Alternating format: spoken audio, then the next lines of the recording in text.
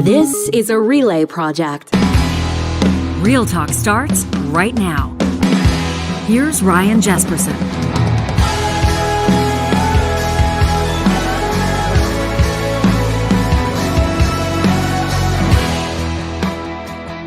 Welcome to Real Talk on this Thursday.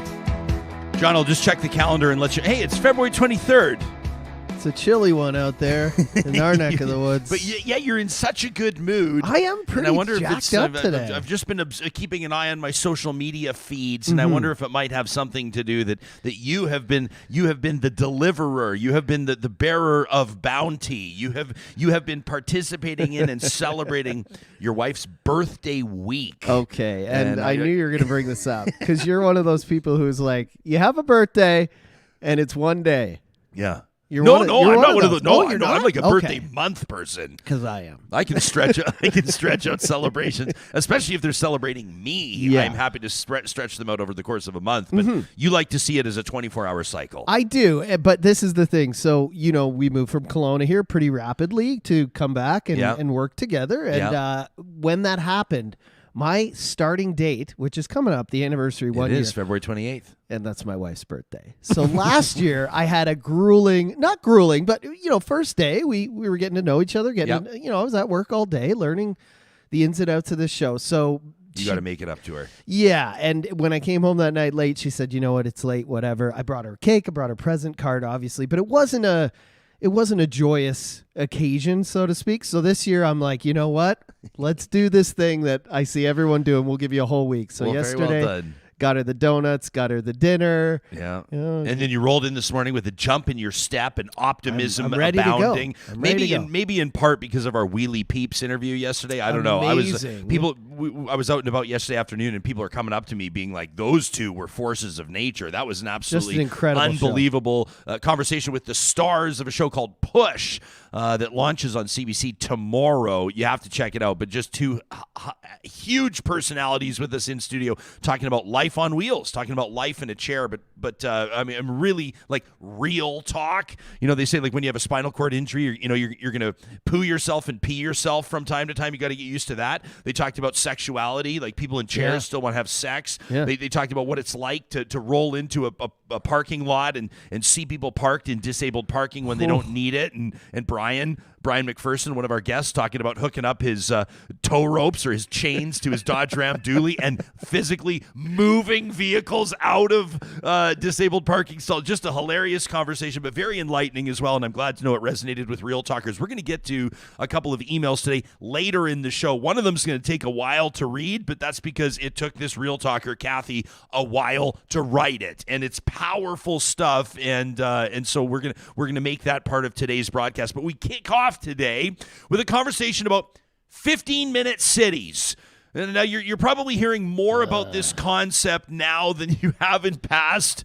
John imposing his own feeling on this. But the idea of a 15-minute city, this is the idea where everyone's essential needs can be met within walking distance. Cities like Vancouver in Canada and Edmonton are talking about it. Paris is an example halfway around the world that has been implementing this. It's a theory that was first, at least the title of it, coined by a gentleman by the name of Carlos Morena, who had the idea that people should be able to have everything they need within a 15-minute journey. And that doesn't include 15 minutes in the car. They say that we should be designing our communities more for humans than we do for vehicles.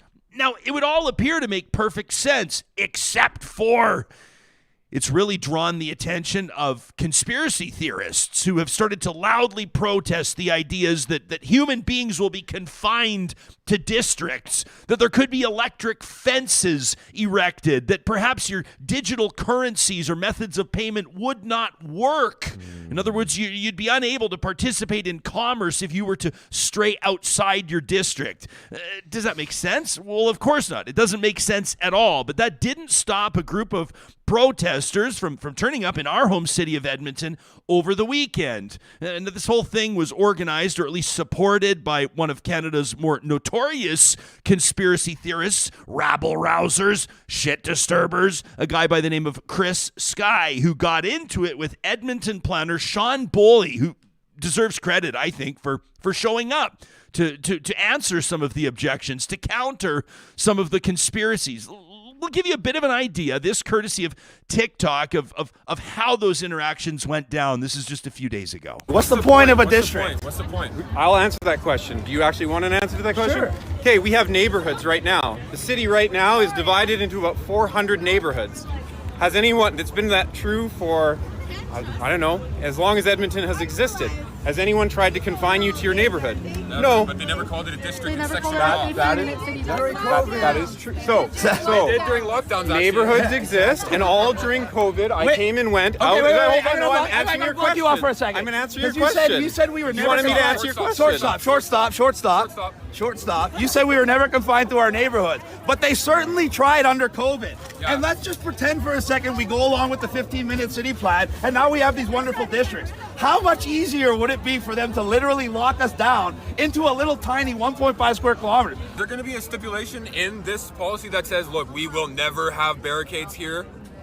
No, we didn't consider that because They did not We didn't consider that because that's the exact plan that we have considered. because You got the mic. in fact, there's infinite things that the plans will not do. We're not going to neuter your chinchilla, for example. We're not going to come and But that's give you not a something that's going to haircut. come in our mind. No, hold on. But listen. Ridiculous they are. What I'm saying ask them is, an honest that's not a good question. argument. there You are ask them a many question things that of, you can "Excuse me." imagine that could happen. No, So that's not something that we can anything you imagine. find That's something that they're doing We're not imagining already. it. It is happening. It's happening right now. We're not imagining it. So stop lying. Yeah. It's happening right We're now not in imagining Oxford, it. We're not England. imagining it. So they're doing it there. I Why understand that wouldn't you're they? very concerned. Excuse I'm me. trying to answer his question. But You you're have to not. wait your You're turn. lying. Let him You have to wait your turn. Sorry. I know what's in the plans because I'm writing the plans. I work with the team that's creating the plans. There isn't material in. There isn't material. I work for the city of Edmonton, and I. Well, I was having a good day, Ryan. I wonder if we just transposed a migraine onto our two guests. If that is the case, I apologize. Justin Archer is a partner at Berlin Communications, a PR agency, ad agency based out of Edmonton. He's at various times worked for municipalities, for developers, for nonprofits, community groups. He's not a city planner. He's not a politician. He's just an interested observer of the conversation around 15-minute districts. And he wrote a great piece that was published by the Edmonton Journal just a couple of days ago. What the Outrage Brigade gets wrong about Edmonton's 15-minute districts. Andrew Knack joining us as well, one of Edmonton's more popular city councillors and a fierce advocate for 15-minute cities. And I have a goal today. I'm going to try to get Councillor Knack to swear. I don't know if it's going to happen, but to the both of you, welcome to the show. Councillor, watching that video, you've got one of Edmonton's reputable planners there trying to, I think, confront some of these conspiracies toe-to-toe. Obviously doesn't appear to be landing with this crew. What do you make of this dust-up around this planning idea? You know, I was surprised when it first started coming up, you know, pretty much at the beginning of this month. I've really only been starting to hear about it in the last 4 weeks. And it's odd because urban planning, land use bylaws are typically not the things that get people excited about municipal politics. I love it, but I also realize I'm typically an outlier in this scenario. And so to see the notion of what essentially is, you know, what we would call walkable communities, or thinking about what cities used to look like in the 1940s and 50s and 60s, where you had a neighborhood convenience store, grocery store, and pharmacy. To see that morph into what we're now talking about, this notion about government going to be locking people down, it's hard, because I think in principle everyone loves the idea of having things closer to their home to at least have the choice to access it, and yet now it's become something really nefarious in some people's minds. Yeah, I mean, but it's getting to the point where it just doesn't even make sense. I mean, I understand that most conspiracies don't really make sense, and I don't want to write off everything, and I don't want to suggest that some people don't have valid concerns about some things, but I mean, this is getting to the point of ridiculousness. Districts, limitations on travel, electric fences, limitations on electronic commerce. I mean, come on. Yes, but the challenge is there is a small group of people, a couple of percent across the world who truly believe that everything government does now is something that can't be trusted, something that has to be feared. And so the vast majority of us who know that's not the reality, for this group it is. And it might be small, but they can be loud. And how you react to it. And this is something I'm grappling with now. Like my first reaction at times is, sort of almost wanting to laugh or mock it. But then I'm realizing all I'm doing is I'm pushing those away who have not legitimate fears, who have fears and want to actually talk about it. You mentioned Chris Scott. Like there's a couple people who are just basking in building up fear and anger. But there are people who follow those groups, who found community in those groups during the pandemic, that have a fear that maybe shouldn't be dismissed so quickly. And so this is something I'm grappling with, of how to balance what is clearly not true with how you want to respond with humanity. And that's, I don't know how to do it right yet, and I'm still working on it. Justin, it's your business to help agencies and organizations and individuals understand how to best communicate about something. And I'm inclined in a circumstance like this to roll my eyes and go, come on, like electric fences, districts where people's travel is limited. I mean, it just does. It's like a perennial or perpetual state of lockdown. It's so ridiculous. You might suggest that it doesn't even deserve a response. But in this case, you obviously believe it did. You sat down, you wrote an opinion piece for the Journal. What prompted you to take this at least that seriously? Mm-hmm. Well, Andrew Knack is thoughtful as always, Andrew. I really appreciate your comments. I'm serious. You're not dismissive of people, and that's how you are on many issues. So I did write a thing in the Journal. I don't know if you can share the link to it, Jespo, on the thing here, but basically I sat down. So I found out about this protest before it was going to take place, and I saw the flyer for it, and the flyer for it, basically, there's just a lot of stuff that's not true. And it says, Edmonton wants to start something called 15-minute cities, where you can't go to any area that is more than 15 minutes from you, limiting your movement between districts, as they call it. You will spend 90% of your life in this 15-minute area. And it kind of goes on like that. And I just thought the city should respond, because generally you talk about in PR, you generally try not to respond to something that you don't want to talk about, because it makes the story go for another day. There's the original thing, then your response, and you just turn a one-day story into a 2 or 3 day story. So that's kind of the communications theory. But I thought, no, this is too wrong. People are getting misinformation out of this group, and this is kind of harmful. And so I sat down at my desk, and I was actually planning on sending in a statement to the city, unsolicited, to the communications group, and saying, hey, you guys should say this. But then the more I started writing it, the more I started agreeing with myself, I guess. And I thought, I'm going to send this into the Journal and see if they'll run it. I didn't think they would run it. But they did. And so I guess I've been talking about this issue a little bit over the last little while because of that. Yeah, well, I want to get into the meat of your piece in just a second, and we'll get the councillor to respond. It's great to have two perspectives here, the messaging and, of course, the politics behind it as well. I'm happy to see a mutual friend of ours, a fellow by the name of Adam Rosenhart from Adverb, who knows a thing or two about communicating as well. He says in our live chat, I actually don't think that the planner from the city should have engaged this group. Was it maybe a mistake, Justin? I mean, I can see why Adam would say that. Yeah, like for the point that I kind of just made, like the more that you kind of go and talk about it, I mean, now that TikTok video is out there, right? And now we're talking about it, right? Like even yesterday you texted me and said, do I want to come on? And I'm like, oh, Jess, well, really? Like, are we still doing this thing?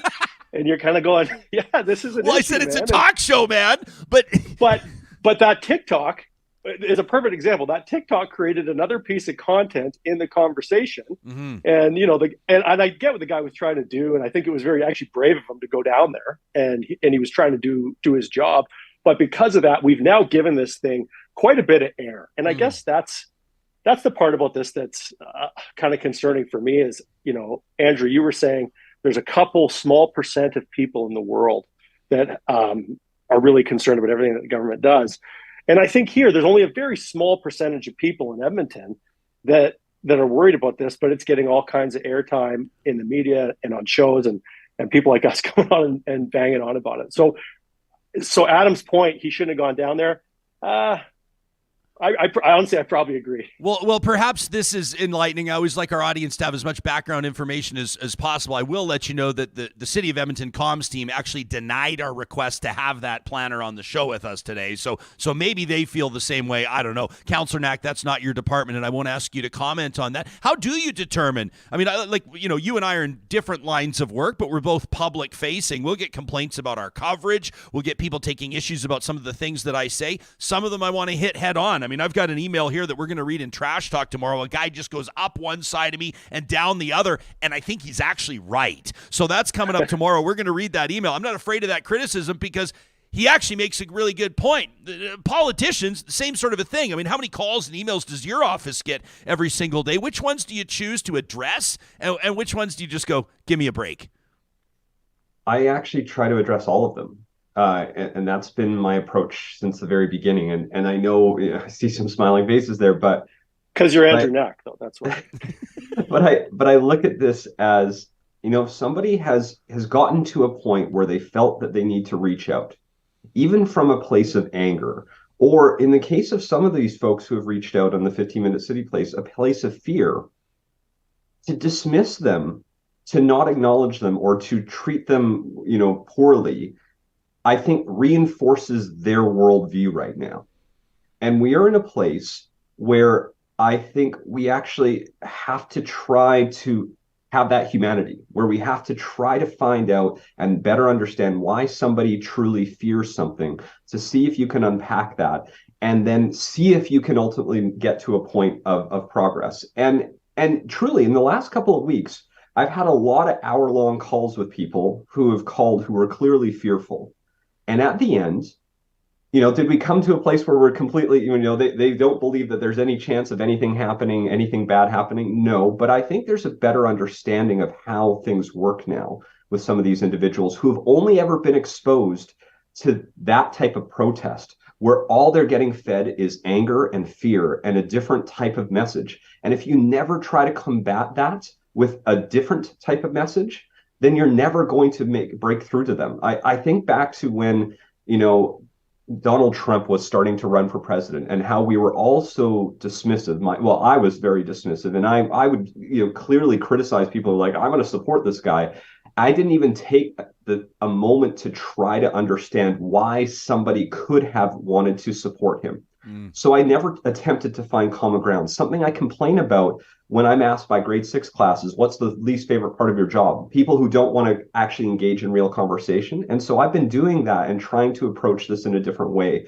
Again, there was always going to be a couple folks, the organizers of the protest, the Brett Wilsons of the world who are tweeting about this and who I've responded to and who haven't responded back because that's not what they're interested in.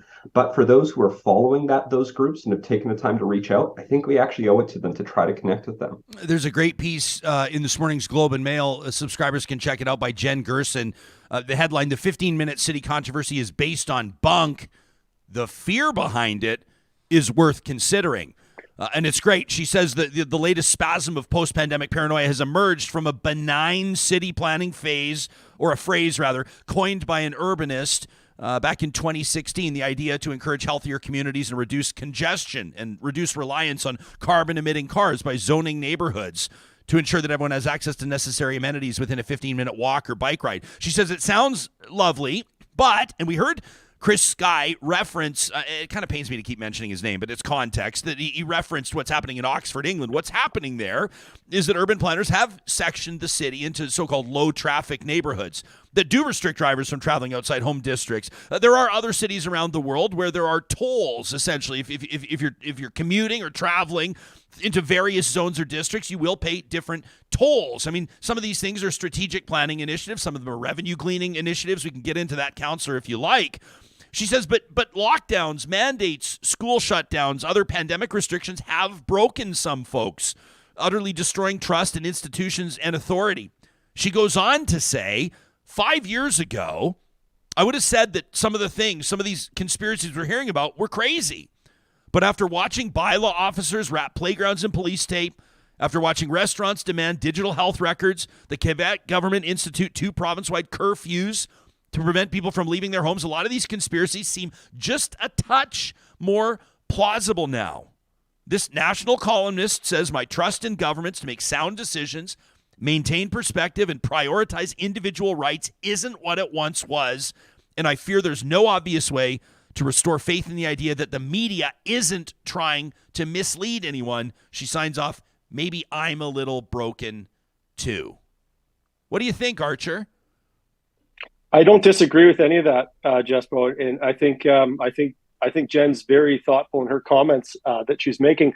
I also think with this 15-minute issue, there's just enough there that allows people that have already sort of organized themselves around fear and conspiracy about government.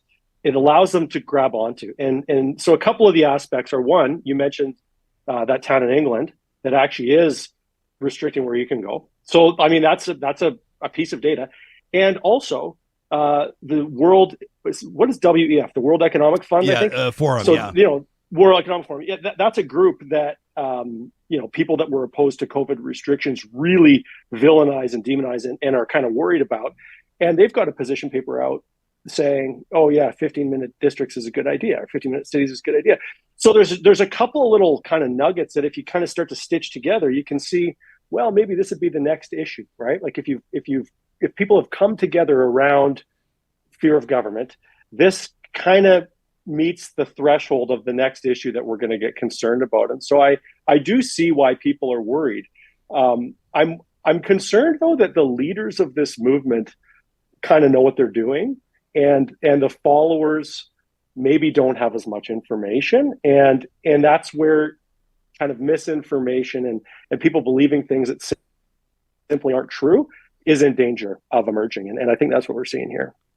Councillor, I've done a bunch of reading about this. I mean, it really is fascinating, the concept and the city building and the ideas that obviously cities need to have these master plans, essentially in layperson's terms, these growth strategies, right? Like, how do you build your city? You can't make these willy-nilly decisions on an ad hoc basis. You want to have a long-range plan, and obviously cities are required to have those, but there are critics, reputable critics of the 15-minute city idea that argue that it does not, that it imposes values in inequitable fashion, and that some people are disproportionately impacted by the plans, including children, older adults, racialized populations, and those with lower employment and education rates. There's a great study out of Simon Fraser University if people want to Google it. How much is that on your radar, and how much flexibility is there with regards to a specific community, let's say in this case, Edmonton, adopting a concept like this?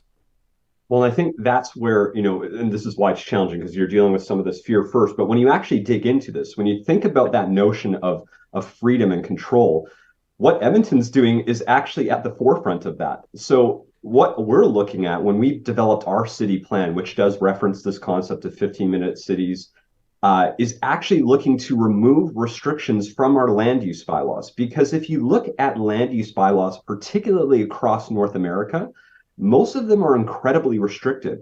They do not allow for mixed use development. They don't allow for what we used to have in the 1950s, where you had a neighborhood pharmacy and a neighborhood grocery store and all of those amenities. So in fact, our zoning bylaws have segregated our communities over the decades. And we're actually going out of our way to remove those restrictions, provide greater choice.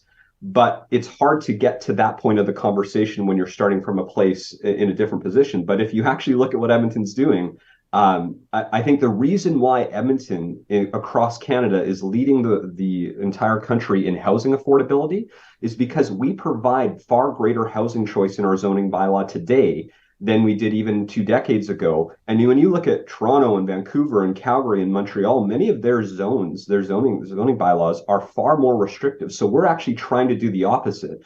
And that's one of the challenges here. Why shouldn't you have the choice to be able to access something closer to your home? And to that notion of accessibility and to children and seniors, again, this concept is actually right up that alley, because right now there are communities you can live in the city where you have to drive to your nearest grocery store, where you have to drive to go get to your nearest medical service. Why is that? So we are actually forcing people to live a certain way because of our zoning bylaw and how it's been designed over the decades. We're trying to change that and give people the option, and again, just the option to access something closer to their home. So that's actually better for people who have mobility concerns, better for people who want to have a choice to live a different way. Because right now, in a lot of Edmonton, they don't have a choice to live without a car.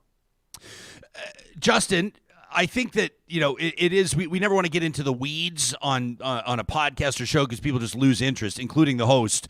But there are a couple important clarifications that need to be made, and one of them you write about. And I encourage people; they can check out the show notes on the podcast or on YouTube. We'll link directly to your op-ed for the Journal. People can read it in its entirety there. But it all comes down to, doesn't it, like assignment of power or jurisdictions? Really, like who's responsible for or capable of what? And we've promised people today we're going to get into the truth about 15-minute cities. So what's one truth bomb that you want to drop before, by the way, we'll let people know before we let you get back to your day in beautiful Jasper, Alberta? We appreciate your time. The city plan that Andrew's talking about is a municipal development plan, which is a statutorily required document that the Municipal Government Act, which is provincial legislation, requires of all municipalities. Like this is not something that the city of Edmonton has kind of cooked up to keep you locked in your pen. This is a very run-of-the-mill bylaw that all municipalities create, and this is much ado about nothing. There's my truth bomb, Jesper. All right, buddy, I appreciate it. So, Councillor Knack, before we thank you both for your time, I want to ask you about this. So here's that tweet you were talking about from Brett Wilson. Everybody knows who he is, obviously former Dragon, the guy that believes that the Prime Minister should be hung for treason. He said so on the record, part owner of the Nashville Predators, if you can believe it. Says, here comes the city of Edmonton thinking that restricting access to 15-minute zones is going to help our planet. He says, fuck no. What would help Edmonton? Punt the mayor and any councillors in favor of this lockdown stupidity. And then he tags Calgary's mayor in it. He's got an ongoing beef with her. You reply to him, hi, Brett. Thanks for taking an interest in our city planning. I don't know how you do it, Councillor. You say, I'm not sure if you've had the chance to review what we've worked on over the years, but there's never been any suggestion by anyone to restrict access to another part of the city. Now, of course, people start to pile on the Wilson loyalists, and I can only imagine what the voicemails at the Knack office at City Hall sound like. I can only imagine the dumpster fire that is your email inbox from day to day. How bad does it get for your staffers? Like, I know that you're going to answer with a smile on your face. You're going to be gracious. You're going to be kind. But can you just give us, like, the real goods on exactly how bad some of this gets?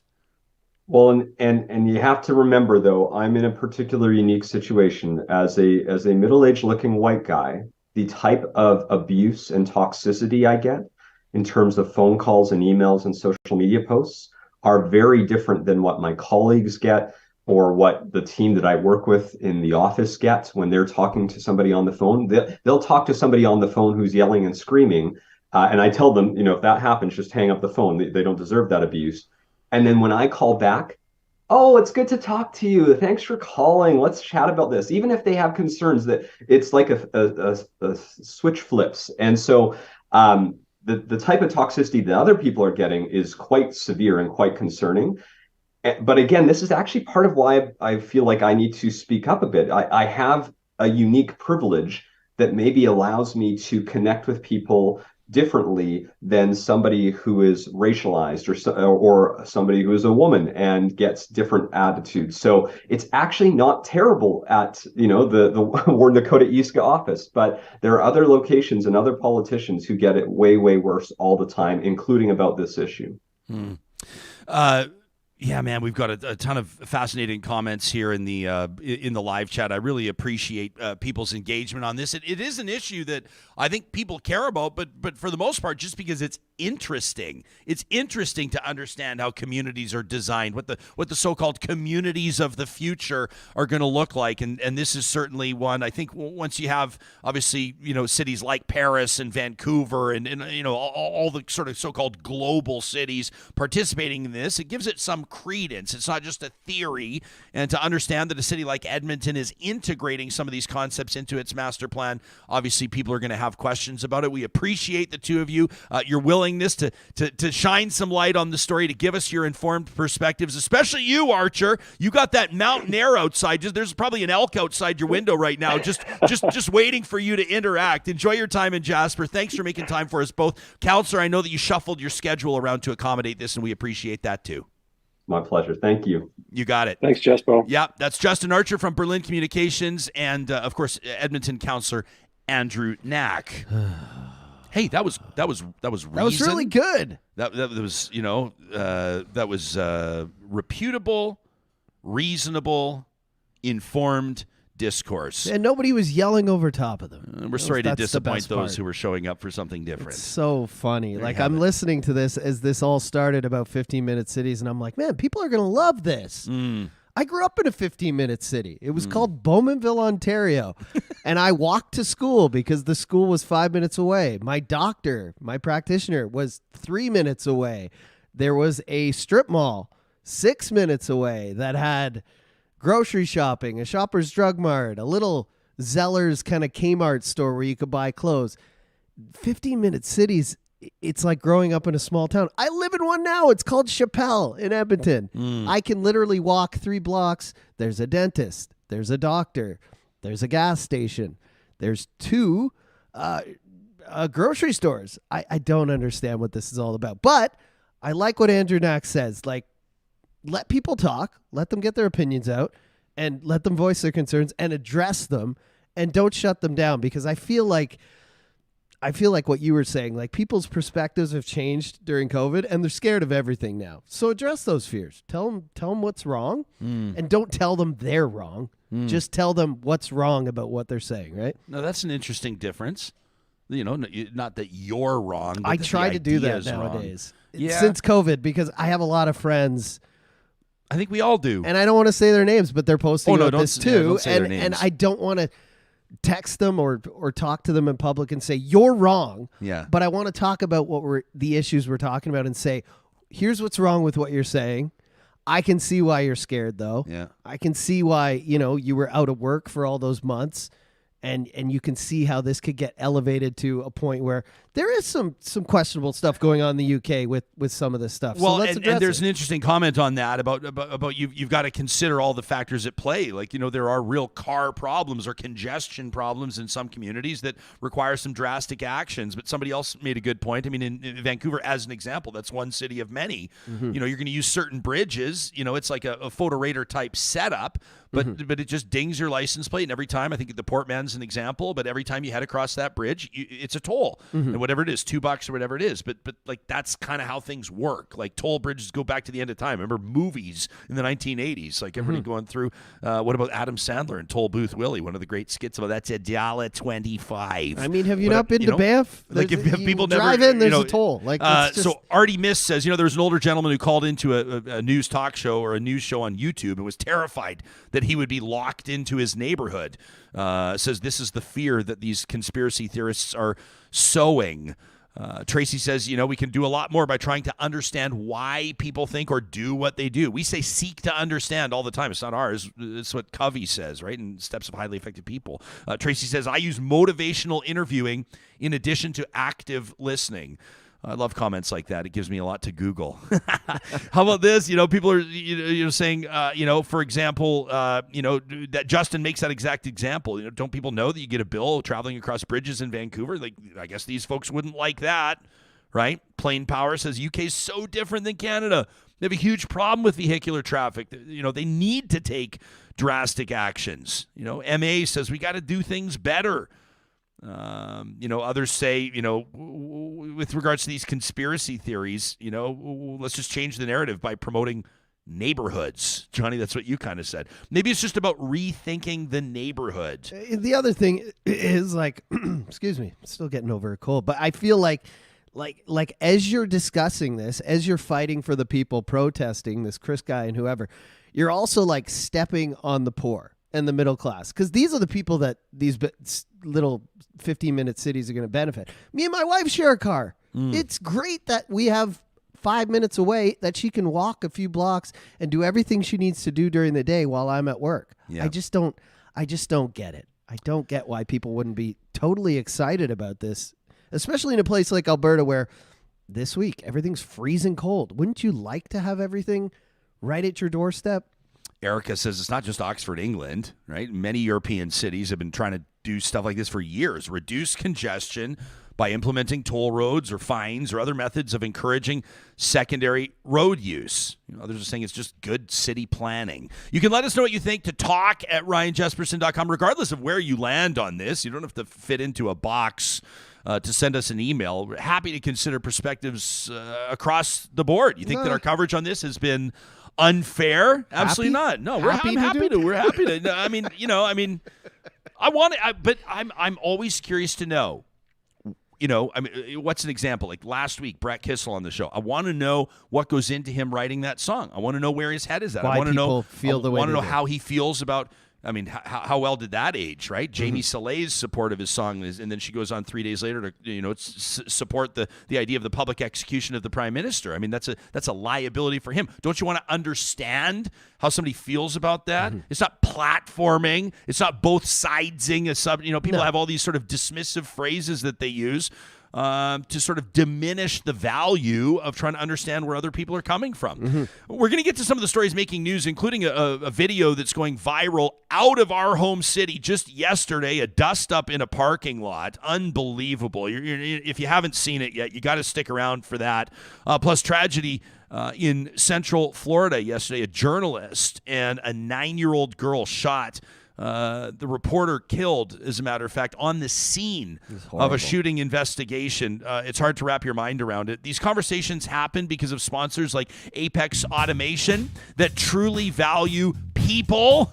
Look no further for evidence than their website at apexautomation.ca. They're hiring, if you're a professional engineer, a technologist, or somebody looking for an entry into the world of automation. You can check out apexautomation.ca, learn more about what they're doing in many different industries across the country, including a ton in energy industries in Alberta and Saskatchewan. But that's not just it. Agriculture, mining, autonomous vehicles and machinery, robotics. I mean, this is the future, and the future is now at Apex Automation. They're looking for the best and brightest talent in the country. If you're looking for a change of pace or a place that'll truly value your contributions as a team member, check out Apex Automation.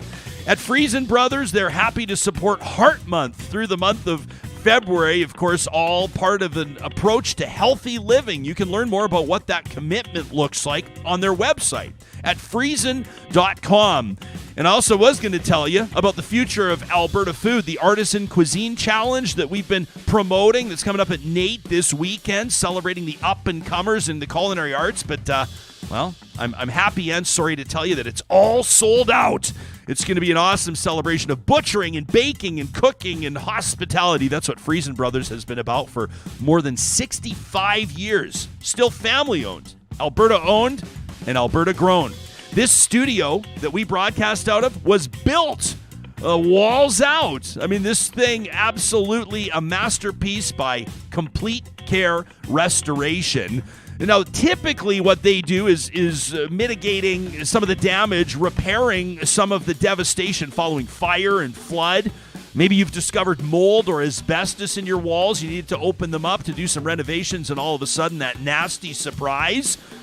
Complete Care Restoration is who we trusted with our baby and our experience dealing with them and their team. I mean, unbelievable. Gives us the confidence to tell you that in the nightmare scenario of fire, flood, or otherwise, we recommend that you call Complete Care Restoration. You know what I love to tell little stories? It's the little things, Johnny. Mm-hmm. You remember they came here to hang a TV for us? Yeah. And the guy's going to punch the drill bits into the wall, and they've got a second guy there with the shop vac. Vacuuming it. He's got the shop vac under the drill bit, making sure that not a speck of dust, not a speck of drywall dust hit our floor. That's like one example of a million of how these guys operate. Every day when they left here, you'd never know it was a construction site. Their cleanliness, their attentiveness, CompleteCareRestoration.ca is where you'll find them. And hey, speaking of attention to detail, you can say the exact same thing about Eden Landscaping, a custom landscape builder with more than 20 years of on-the-ground experience in Edmonton and area. You can check out their services online at landscapeedmonton.ca. Whatever your vision, they will execute it with precise less attention to detail. You know, there's a lot of neat trends happening right now in landscape design, edible garden boxes, excavation. I mean, a lot of people are looking to a more natural approach. They call it their urban butterfly approach. This is integrating native grasses and drawing in the pollinators. All the stuff that's great for Mother Nature also looks great in landscape design integration. Now's the perfect time of year to get the ball rolling on those conversations, so once the ground thaws, their team can get to work on bringing your outdoor space to life. That's Eden Landscaping at landscapeedmonton.ca. Justin and Cactus Sheriff saying I have a lot of understanding for my friends that they wouldn't have for these that right? bonkers ideas. Well, you know, I mean, I don't know. Like I yesterday, I'll be honest with you. Yesterday, I unfriended a guy on Facebook. What? I know this makes us sound like junior high kids, but I've sort of had I've tried to keep my. Do you say tolerance? I've tried to keep my willingness to engage to a level that I can manage. Mm-hmm. Do you know what I mean? I mean, I sincerely care about people. I most particularly people I actually know in real life, and I think that we've seen so much damage done to relationships over the past few years. I've experienced it personally. I'm sure that most people have. You probably have at least one example of a friendship that was impacted in some way, in some context, Oh, many. due to COVID. But this one fella in particular, who I've known since elementary school, just has not laid off the gas on his theory that there's a lot of sudden deaths occurring, in particular in young people that have been vaccinated. And I find that it is treading on the graves of young people. It's disgraceful, and I just have finally had enough, and it just kept showing up in my feed. This guy, it just kept showing up in my feed, and I just realized I'd kind of had enough, and so I decided to do what I think was best for my mental health, and instead of sending him some message, and really, what's the point? I mean, I think if you're still there now, if you're still believing that stuff now, then, you know, I don't want to say you're a lost cause. I don't believe in necessarily writing off people, but I don't think there's anything wrong with setting up your own boundaries, healthy boundaries for yourself. 100%. You know, to preserve your own, what do you want to call it, mental stability? I think an unfriend is a better route than having some sort of argument in an inbox.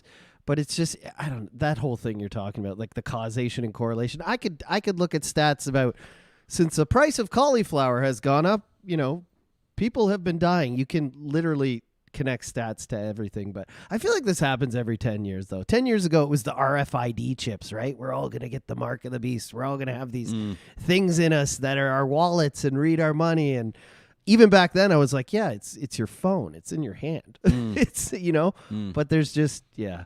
It's sad, though. I have lost friends, too, that not lost them as in I can't still talk to them, but I know I can't talk to them. Maybe, you know what I mean? And maybe kind of your perspective on the friendship has changed a little bit. There's been damage done there. I just know we couldn't go out for a beer and have a good time anymore. We couldn't, because these things would come up and they're so vocal about them, right? Whereas I'm like, you know, I'm not going out try to argue everyone down about everything, but I feel like their mission, at least on social media, is to have an engaged conversation every morning about something that is jarring. Yeah, Muddy Otter's Pottery, what a great handle on our live chat, says productive communication happens when the two parties are willing to listen to each other. Conspiracy theorists do not listen. They just yell back at you, and it's incredibly frustrating. Tara Lynn says, I honestly can't understand the fuss about this idea, the 15-minute cities. My home is a 15-minute walk to a pharmacy, to the doctor, to a pub, to a corner store, to the liquor store. It builds community. We go places. We see our neighbors. Why wouldn't I want this? Yeah, you nailed it. Like it just doesn't make sense. But and it's just like, we've said what we need to say. You know, the digital age is changing things. Those participating in bad behavior can find themselves exposed. And you see this video. Have you seen this out of a parking lot in our home city of Edmonton just yesterday? It's going absolutely viral. Here's the background scenario. If you've ever gone to counseling, if you've ever participated in counseling for anything, you know that sometimes you need to have that period after where you collect your thoughts.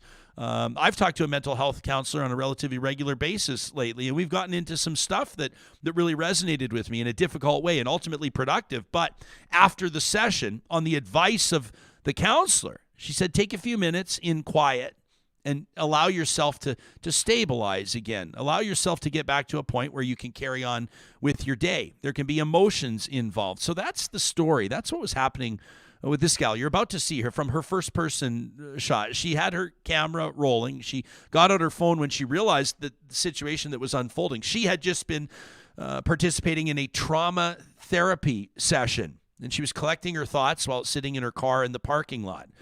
There was another lady who decided that she needed that specific parking spot, and it was time for this woman to leave.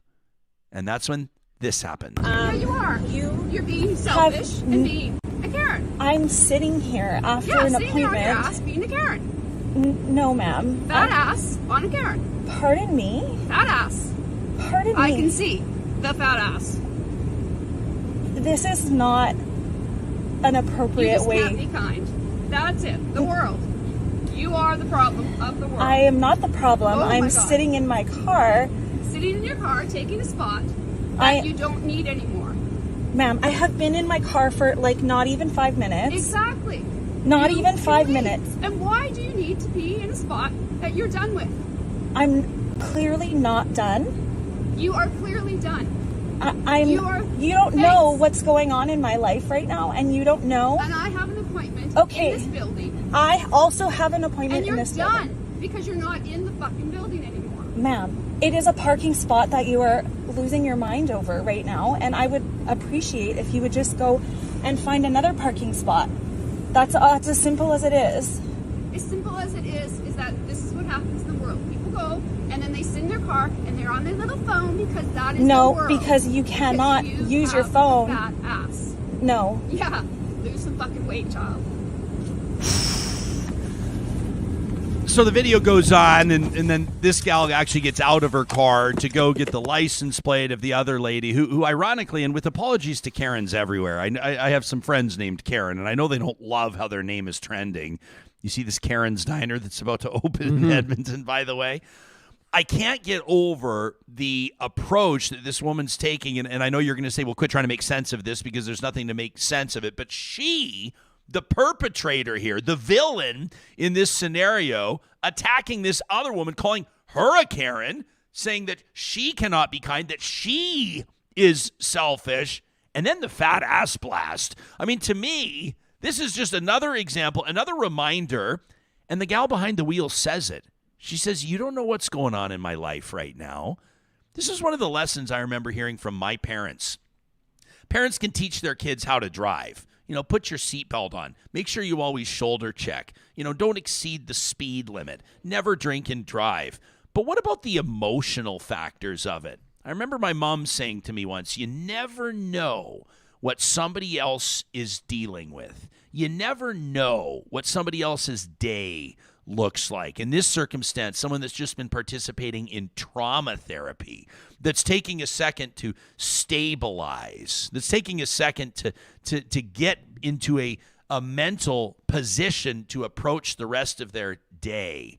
And now, this woman that came up to the window, that blasted this complete stranger, this video is seeing hundreds of thousands, if not millions of views. And I hope that it serves as a constant reminder to take a second to get over ourselves and to recognize that somebody else just very well might be having one of the worst days of their life. And we need to find that compassion and that understanding and that patience. And I'm not even close to mastering it myself. Not even close. But situations like this can serve as such a valuable reminder. Mm-hmm. Haas says, I deliberately take extra time to leave when I encounter that person. I mean, yeah, you know what I do if I'm her is I just turn my vehicle off, I get back out, and I go back into a restaurant and have lunch. And I'll play devil's advocate here. I'm thinking that lady who was upset was probably having a really bad day, too. Maybe she was going for therapy. It doesn't excuse what she did, but, like, it looked like she's got some trouble going on in her life, too, as well. Yeah. People don't just act like, I believe...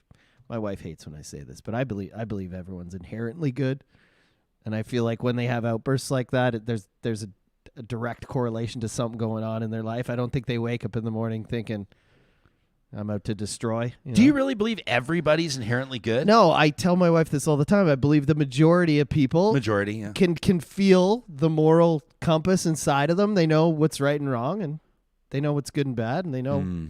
McPhee on here says, I have a huge level of patience. I want to give grace to whatever pain that woman's experiencing that makes her behave that way. Nah. She says, nah, I don't know.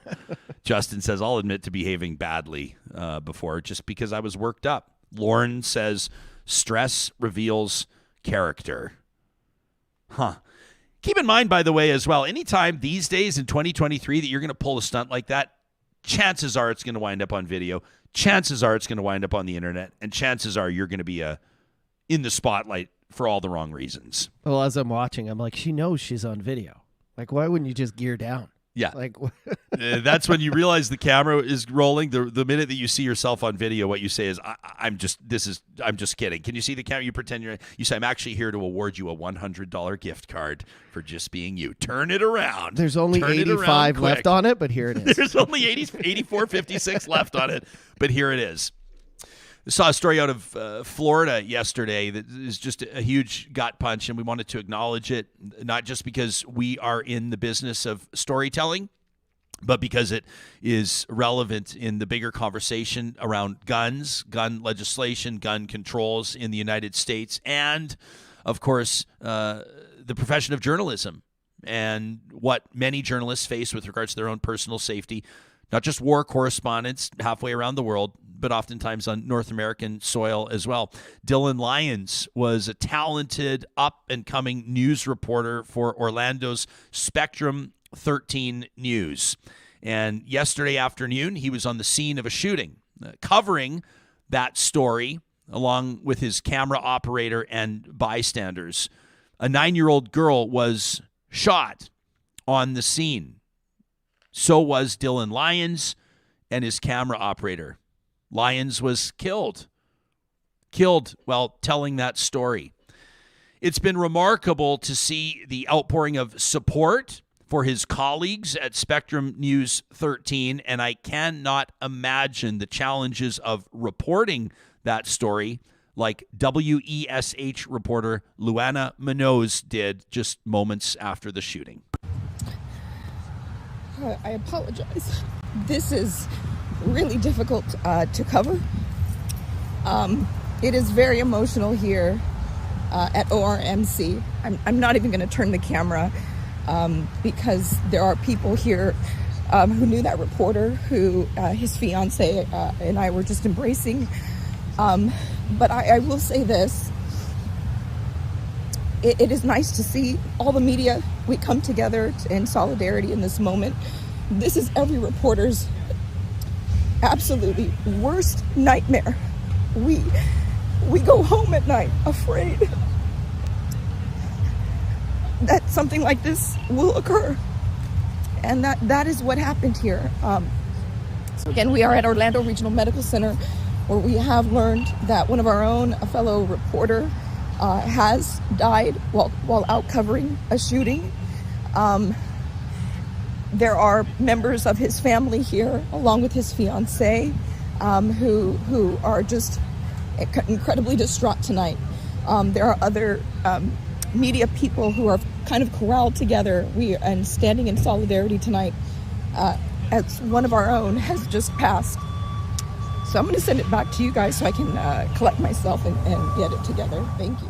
I'm going to send it back to you guys so I can collect myself and get it together. Truly the worst nightmare.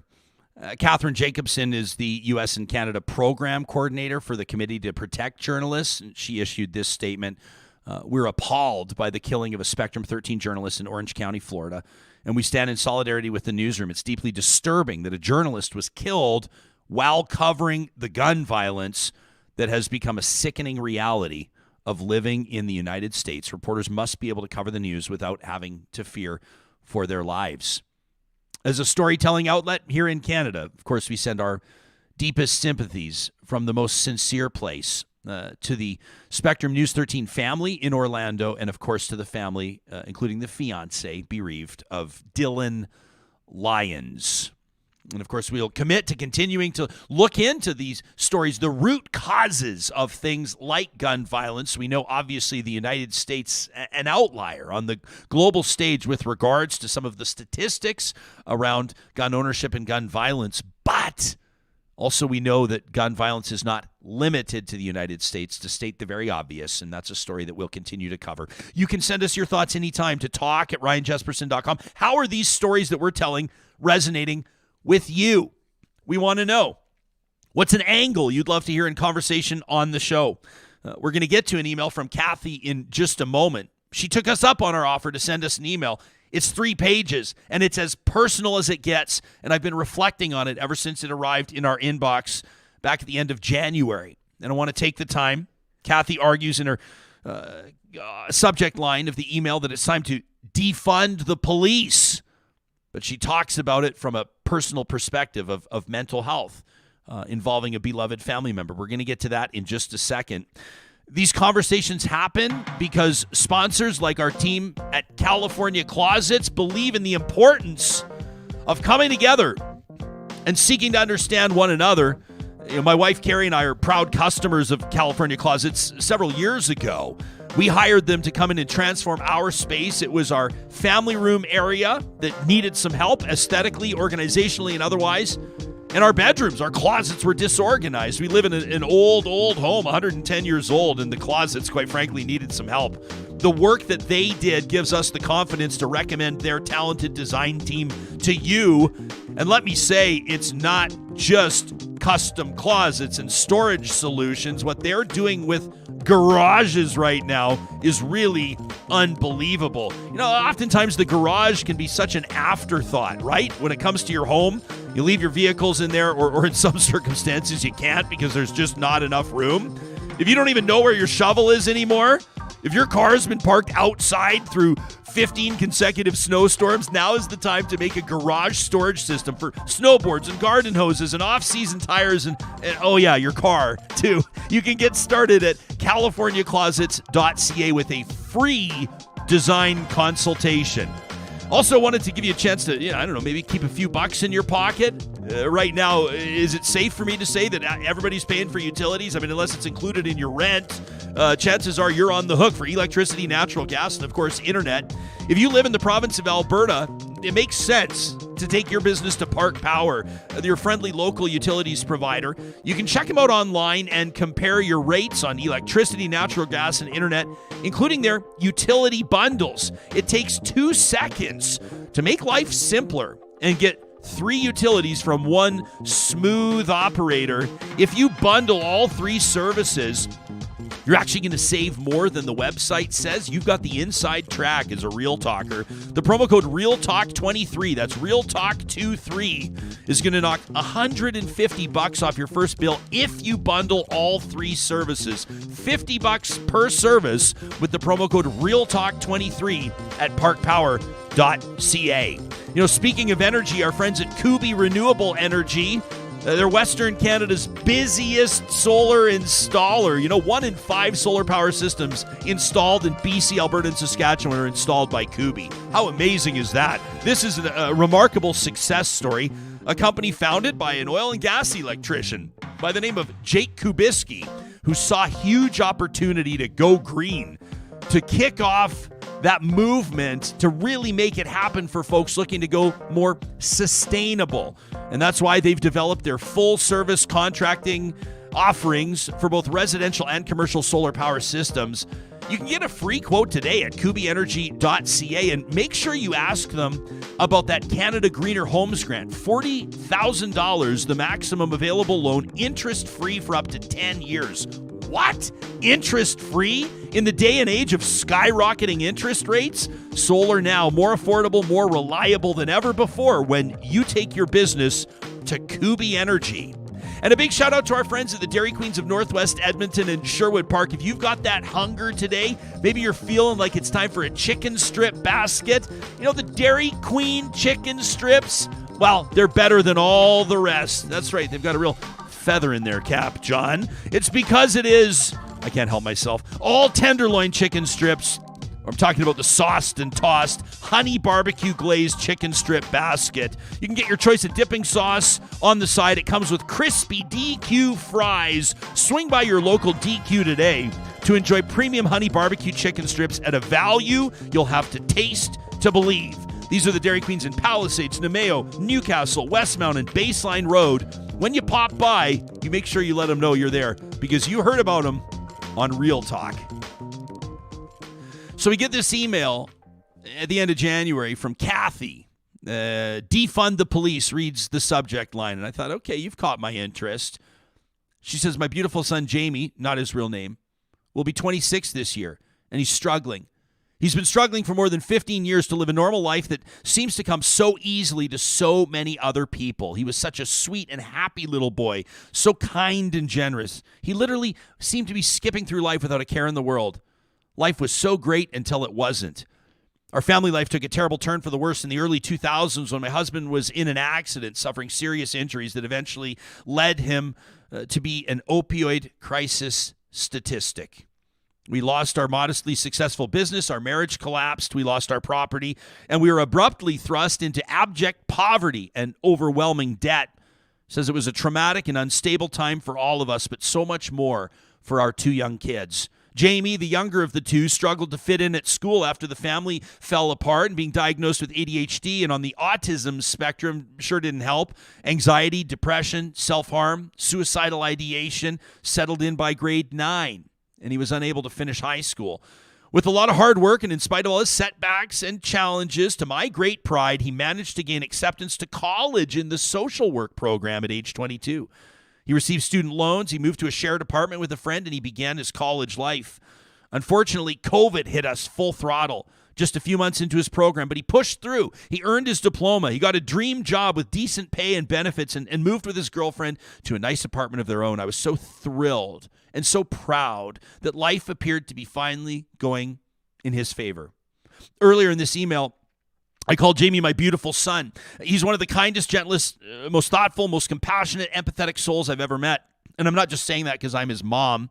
We've had so many deep conversations about social issues, ranging from the impacts of residential schools, the opioid crisis, to pride, to the importance of land acknowledgements, autonomy for high school Gay Straight Alliance club members, and that defund the police movement.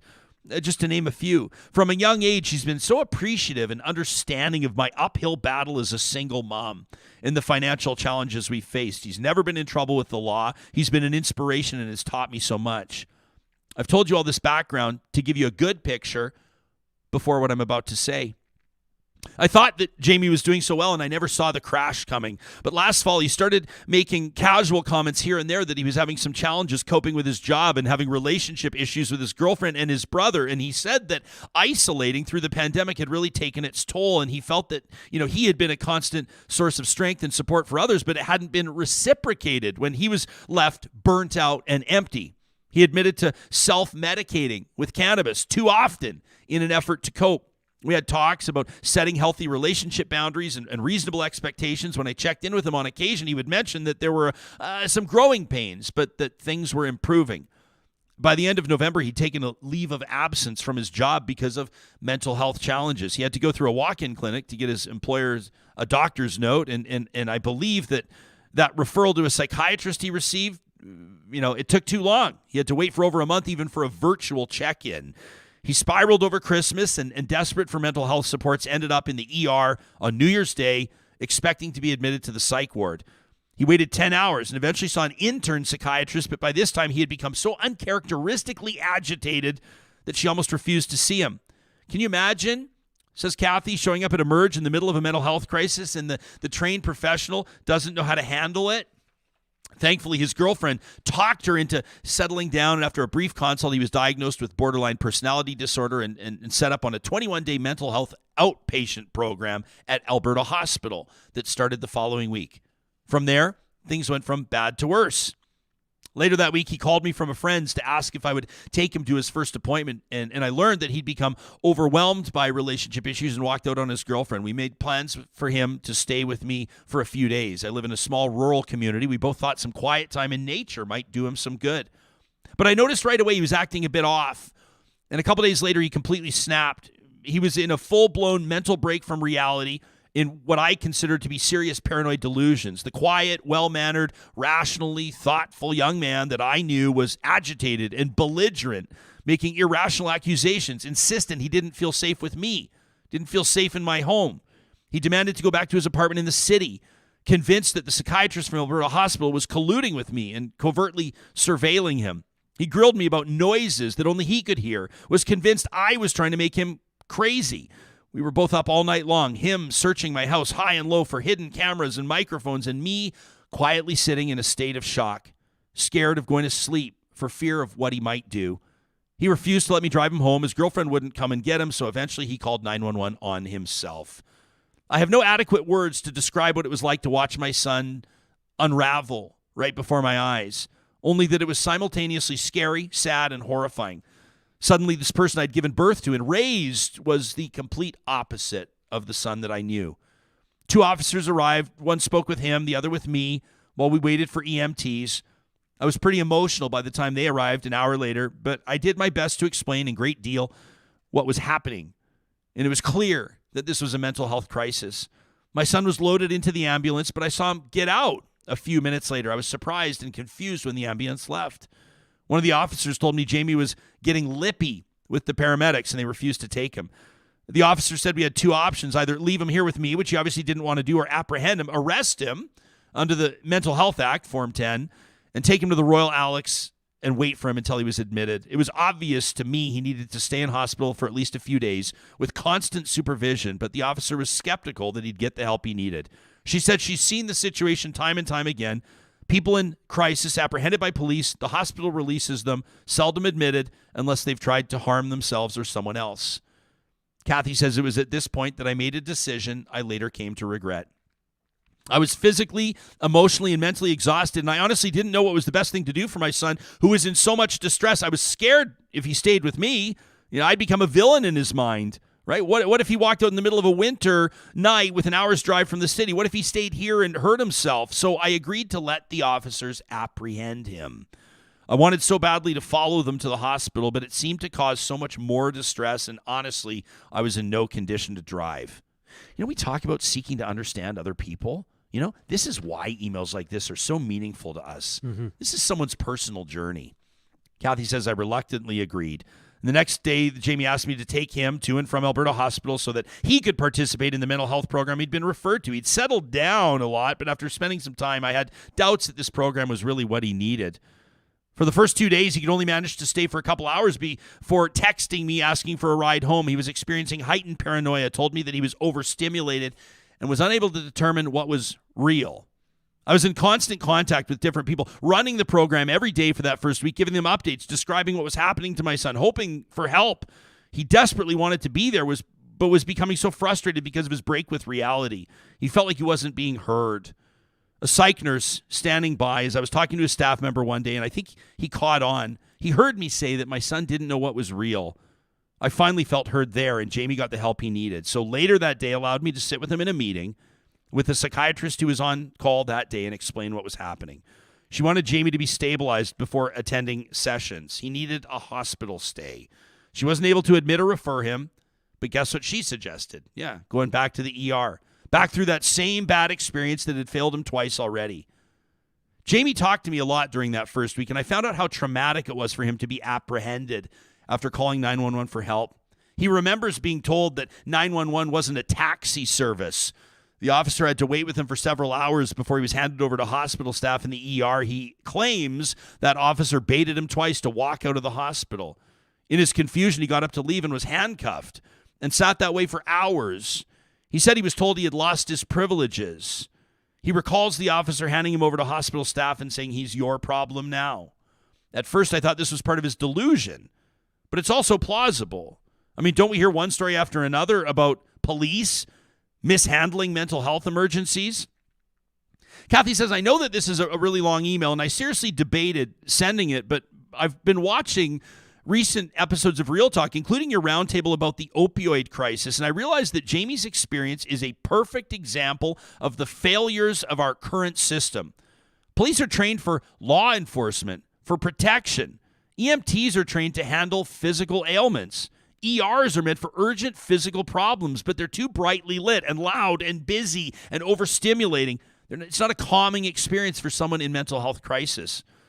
Access 24/7 is a great service. Staff are skilled and helpful, but serious cases still wind up in the ER, and we as a society have absolutely nothing in place to adequately assist with mental health emergencies. The current process can actually cause more trauma in many cases, especially for neurodivergent patients. And what about financial supports for people experiencing mental health crisis? The resources we have right now are useless if a patient doesn't have the financial means to afford prescriptions, rent or mortgage payments, transportation, let alone food. Jamie's leave from work started at the end of November and should have triggered his employer to start an ROE, a record of employment, but that wasn't even issued until the middle of January. He wasn't stable enough to look into, never mind manage the process of applying for EI or sickness benefits. I managed to get the ball rolling, but we may not even have news until the end of February. And I'm scared that they're going to try to reject his claim since it came in so late. So we're drawing on my line of credit, my retirement savings, to try to pay it off. He's my son. I'm his mom. And I'd crawl naked on my hands and knees over broken glass to make sure he has what he needs. But not everybody has that option. And this leads me back to how angry I am, says Kathy, with the defund the police movement. What immediately comes to mind, or how does a person's physical body react when they hear or read the words defund the police for the first time? I fully understand and support the concept behind this movement, but those three little words they use to catch people's attention are so emotionally charged that they're doing more harm than good with the strife and division they cause. Kathy says mental health supports should not be politicized. Mental health crisis doesn't care if you're conservative, liberal, or NDP. When are we going to grow up and get past the immobilizing, knee-jerk reactions and have mature dialogue leading toward meaningful solutions? How many more people have to go through experiences like or worse than Jamie's before this problem is addressed?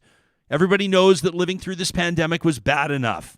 What's it going to take for people to recognize and act on that secondary pandemic? What about our opioid crisis? What about our very real mental health crisis? There are problems with law enforcement and correctional institutions. Let's identify root problems. Dollars to donuts, root causes in society that make law enforcement issues boil down to either poverty or mental health related issues, very likely a combo of both. Restructuring public funding could come from a variety of sectors. I don't think it's necessary to single out and make enemies of law enforcement in order to get help where it's needed. Kathy says, I'm a quality management professional. We constantly preach that preventative action is always better than corrective action. But maybe my grandma said it better. An ounce of prevention is worth a pound of cure. She'd be curious to know, says Kathy, what Real Talkers think of this or how this story has resonated with this community. She signs off all the best. That from Kathy. We wanted to take the time to read this to remind you who comprises this audience, the real people with real experiences and stories that are navigating everyday life in some circumstances that seem unimaginable. Yet we come to the table every day, either live streaming or downloading this podcast or on YouTube, with the expectation that in the spirit of community, we will have these real conversations, ultimately endeavoring to find real solutions. And a big part of that is people like Kathy taking the time to share their stories. Thank you for taking the time to hear it and to ponder it. And of course, to continue this conversation with us. The commitment we will make to you is that we will be here, including, again, tomorrow morning, continuing to host conversations that truly matter. Speaking of tomorrow, I'm excited to reconnect with one of my closest friends, Supriya Dwivedi, has been out of the spotlight for a while. She's going to let us know why. And I know you're going to send her a lot of love. Plus, our Real Talk Roundtable, presented by Urban Timber, will take on that Emergencies Act inquiry. So we know the politics behind it. We've got the findings, but now what? We'll talk to the experts.